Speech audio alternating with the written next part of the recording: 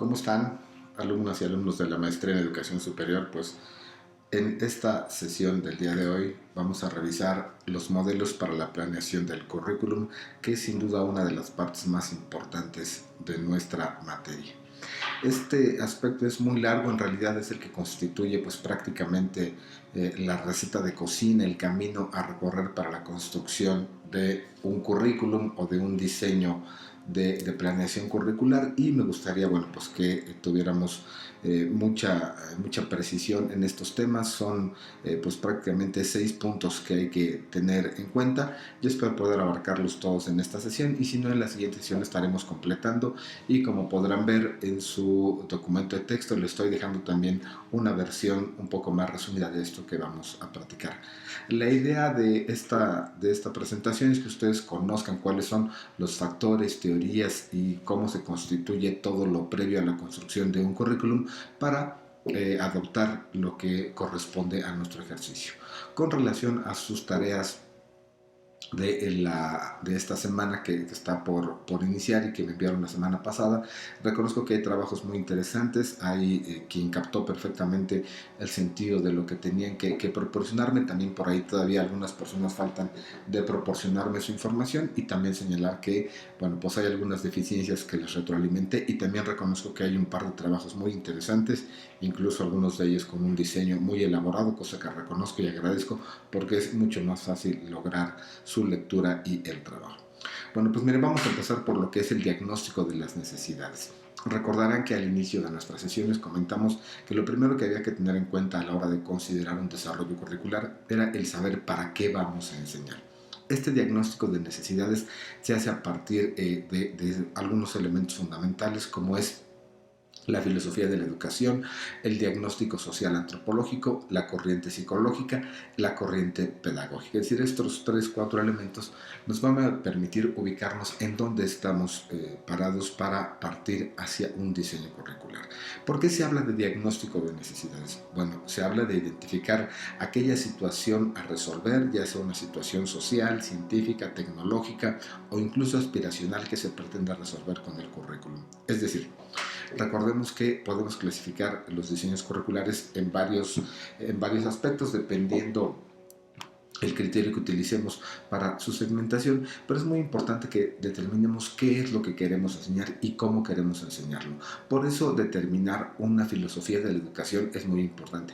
Yo les pediría que respecto de este tema en particular hicieran, como seguramente algunos de ustedes ya lo han hecho, alguna revisión de textos antecedentes que ejemplifican perfectamente la filosofía de la educación y cómo esta ha ido evolucionando a lo largo de la historia, particularmente en el mundo occidental, sin descartar que hay modelos del Oriente que son verdaderamente valiosos. Es decir, aquí vamos desde la escuela de Sócrates, su dialéctica, el pensamiento, hasta la academia de Platón y luego Aristóteles, y cómo hoy esta filosofía de la educación va determinando qué es lo que se enseña en cada momento de la educación.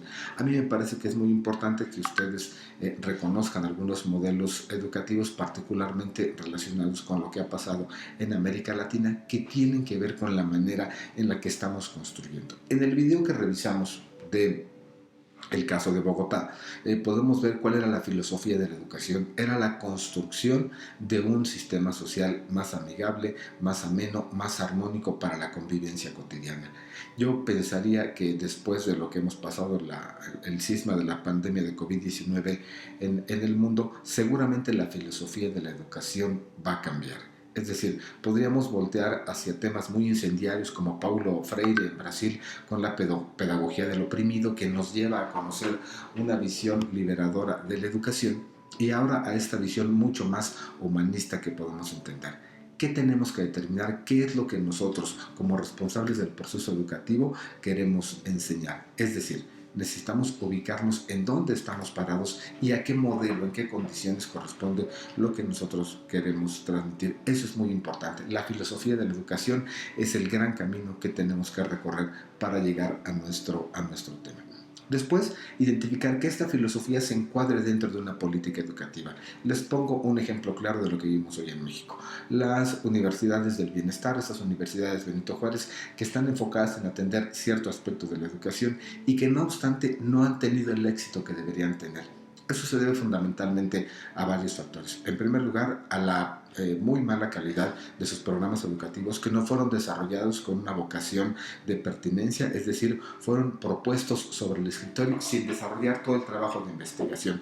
Pero a pesar de que esa es una realidad que no las ha llevado a tener éxito ni a ser mucho menos competitivas, mucho menos como un factor de resolución y de generación de posibilidades de movilidad social a través de la formación de las personas, la política educativa está enfocada en llevar el sistema de educación superior a más personas.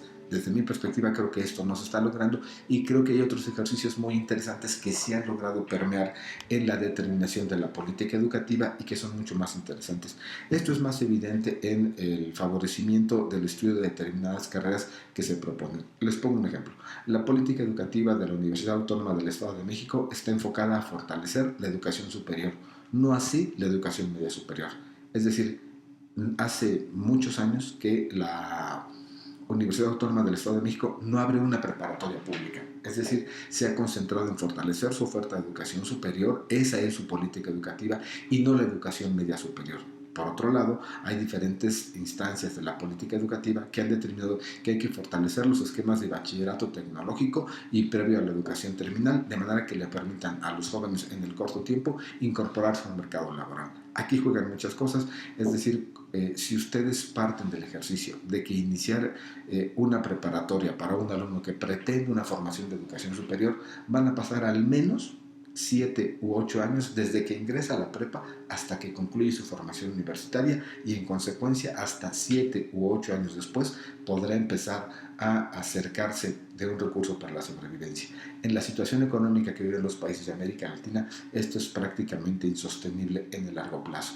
Si en una familia hay 3 hijos, imagínense el esfuerzo familiar que representa tener que pagar escuela durante tantos años. Es decir, esa política educativa es la que pretendemos modificar y se ha pretendido modificar en los últimos años al establecer opciones mucho más cortas y de alta rentabilidad productiva y de rápida inserción, cosa que no están cumpliendo, les decía, estas universidades promovidas durante esta administración que acotan a una mala calidad, a un nulo reconocimiento social, pero que adicionalmente no cuentan con el proceso administrativo necesario para ofrecer carreras que después sean aceptadas dentro del mercado laboral. Es decir, como pueden ver, tenemos que saber qué es lo que queremos enseñar, qué es lo que queremos resolver. Queremos llevar la educación a más lugares, queremos resolver problemas sociales, queremos resolver problemas científicos y luego con base en que centrados en el humanismo, centrados en el beneficio social, incluso programas centrados en la felicidad como hoy también los existen, y después de eso, ¿qué política educativa? ¿Cabe mi programa educativo dentro de la educación superior pública o tendría que correrlos de la educación superior privada? Y les pongo un ejemplo. La política educativa nos tiene que llevar a determinar si hay carreras que tienen que enseñarse desde el aspecto del recurso público o pueden, por sus condiciones y por sus características, enseñarse desde el aspecto privado. Les pongo un ejemplo muy claro. Imagínense que ustedes deciden que es momento de estudiar una licenciatura, una especialidad o generar un programa educativo en diseño de interiores o en diseño de modas. Difícilmente va a ser solventable desde la educación pública. ¿Por qué? Porque el recurso público está destinado a necesidades mucho más inmediatas, independientemente de la justificación que esto tenga, y ha dejado de lado un poco las justificaciones estéticas. Por lo tanto, sería muy complicado que llegáramos a ese punto. Entonces, la política educativa nos determina qué sí se puede, qué no se puede enseñar y cómo se alinea. ¿Qué complicaciones tiene la política educativa? Que en muchas de estas ocasiones, en muchos términos, esta política es cambiante y no tiene una visión de largo aliento. Es decir, casi nunca pensamos en un horizonte de 20 a 30 años para pensar cómo los profesionistas que estamos formando hoy podrán en el largo plazo incorporarse al mercado laboral solucionando problemas. Hago una pausa también en este ejercicio y me gustaría que visualizáramos qué carreras van a estudiar quienes hoy están iniciando su educación preescolar. Les pongo un ejemplo. Yo tengo una hija de 6 años. para que ella ingrese a la universidad le faltan 6 años de primaria, 3 años de preparatoria, perdón, 3 años de secundaria y 3 años de preparatoria. Es decir, faltan al menos 12 años para que ella estudie una carrera. Hoy estamos en 2023.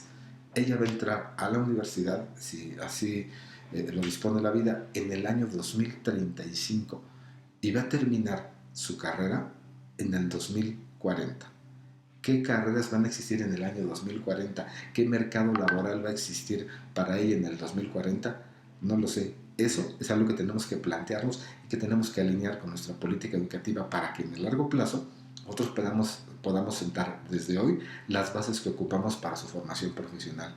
Yo creo que todavía hay una enorme resistencia a pensar en el futuro de la educación, pero justificadamente pensaría porque no tenemos la capacidad de visualizar lo geométrico que van a ser los cambios en el futuro. Imagínense, ingresar a la universidad en el año 2035. ¿Qué va a pasar? No lo sé. Eso solamente se lo dejo como una reflexión. Si alguien de ustedes tiene hijas, hijos que están estudiando, piensen en cuál va a ser el futuro y vean el tamaño de la enorme responsabilidad que tenemos para resolver este problema.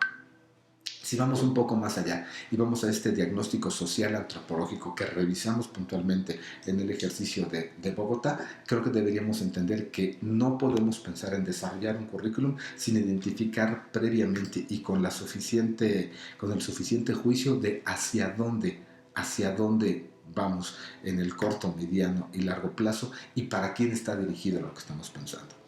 Les pongo ejemplos muy prácticos. Pensemos en una carrera que estamos diseñando para implementarla en la zona de Veracruz. Si ahí nosotros nos vamos sobre un esquema de minería, difícilmente vamos a tener éxito. Pero si por el contrario, entendiendo el entorno social antropológico que tiene la sociedad del Golfo de México, nos enfocamos en actividades de sostenibilidad, en actividades relacionadas con la petroquímica, es muy probable que tengamos un diagnóstico adecuado que nos permita solventar el perfil en el corto y en el largo plazo. Es decir, ahí el tema petrolero está muy arraigado en toda la zona de Campeche, Tabasco, Veracruz, incluso una parte de Tamaulipas. Pero si por el contrario trasladamos un programa de esa naturaleza al centro del país, difícilmente vamos a tener éxito. Es decir, el diagnóstico social antropológico nos tiene que dar la viabilidad técnica y social de nuestra carrera. Finalmente, un ingrediente también a considerar es la determinación de una corriente psicológica. ¿Cómo vamos a obtener? He leído que hay psicólogos y pedagogos en este grupo y es muy importante que tenemos cómo queremos lograr el aprendizaje de nuestros alumnos. Un enfoque constructivista, un enfoque por competencias, un enfoque social para nuestro programa educativo. Eso es muy importante. Afortunadamente muchas de estas cosas ya están escritas y solo es necesario que se documenten para poder determinar ciertas cosas. También la corriente pedagógica, cómo queremos que aprendan nuestros alumnos, cómo estamos pensando que van a aprender. Perdón que sea siempre reiterativo en este tema, pero creo que la pandemia de COVID-19 nos ha puesto un nuevo paradigma y ha sacudido todo aquello que estaba escondido y que hoy debemos entender que los alumnos que no sean capaces de aprender e interactuar a través de estas plataformas visuales de aprendizaje difícilmente se van a poder sumar a los nuevos modelos de educación y desde luego que se aprende diferente a través de la computadora y en modelos asíncronos y atemporales que como se hacía tradicionalmente sentados en un aula dentro de un entorno en el que coincidimos y además podemos interactuar. Esto va a cambiar radicalmente la forma de aprendizaje de las y los alumnos y creo que es algo que tenemos que tener en cuenta. Si hoy lo que estamos pensando, lo que estamos planeando desarrollar no contempla el desarrollo de actividades relacionadas con el fortalecimiento de las habilidades tecnológicas, creo que estaríamos totalmente desfasados. ¿Qué nos lleva a construir todo esto? Bueno, un perfil del egresado. Una vez que yo logre integrar qué es lo que va a resolver, cómo lo va a resolver, qué instrumentos políticos tengo para lograrlo y cómo voy a lograr que aquellos contenidos, aquellos conocimientos, habilidades, actitudes y valores sean asimilados y colocados en el ser de la persona, ¿dónde los voy a poner a trabajar? ¿De qué le va a servir todo ese gran rompecabezas que ha articulado dentro de su entendimiento y que se ha transformado en conocimiento? ¿Cómo lo van a poner en práctica? Eso es el perfil del egresado, es decir, qué van a saber hacer y qué sí van a poder resolver. Y yo aquí separaría un poco todo lo que hemos platicado para señalar dos cosas. Antes bastaba con el conocimiento técnico, las habilidades, los conocimientos y aquellas capacidades expuestas para poder desarrollar una actividad profesional. Hoy creo que juegan dos cosas adicionales. Les decía, las habilidades tecnológicas, la capacidad de interactuar, de innovar, de aprender y de adaptarse.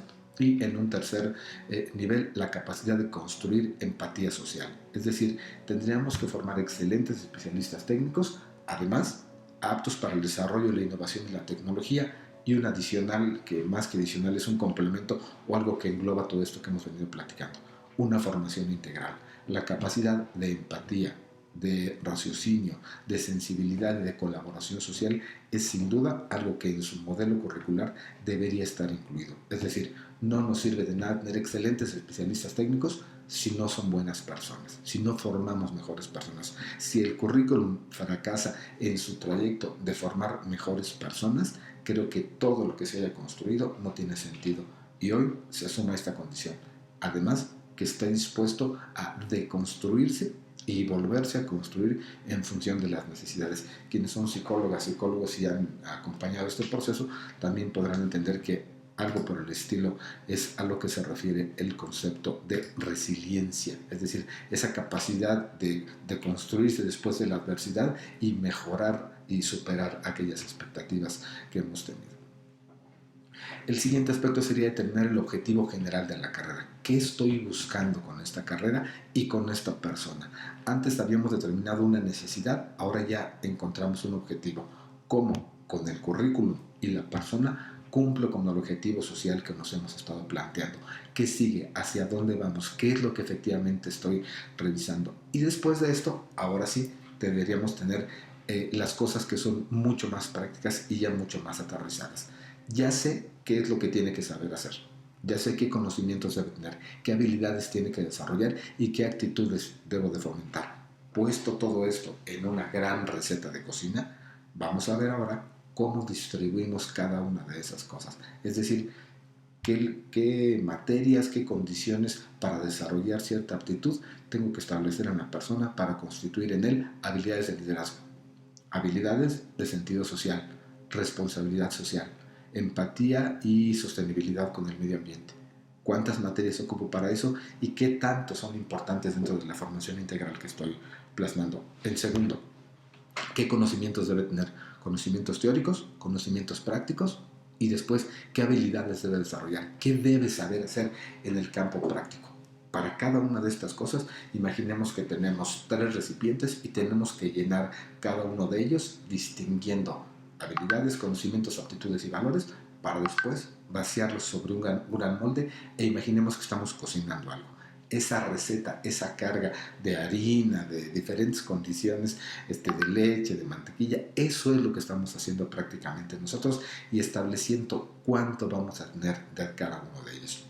Y si tuviéramos que dar el siguiente paso, como es nuestro caso, ¿cómo lo tenemos que hacer? Nuestra receta va horneada, va en baño María, se cuece en horno de microondas. Eso es una modalidad de la que hablaremos durante la siguiente sesión y de la que les estaré proporcionando a ustedes algunos elementos legales incluso que están contemplados y que nos establecen tanto la duración de los programas, la cantidad de créditos. Vamos a definir qué es un crédito educativo, es decir, un crédito de conocimiento, y las modalidades presencial, en línea, en fin, varios ejercicios. Con esta información yo estaría cerrando la sesión de esta semana, pidiéndole respetuosamente que revisen la información que está proporcionada y que trabajen mucho en su ensayo. Les encargo particularmente los temas de su ortografía, el uso ahí de algunos conectores que en algunos textos que me han propuesto han quedado ahí un poco flojos. Si tuvieran cualquier duda, pues yo estoy a la orden de todos ustedes, esperando que me compartan sus tareas de esta semana y poderme dar el tiempo para leerlas con oportunidad y evaluarles a todos su participación. Les agradezco mucho y que tengan excelente día.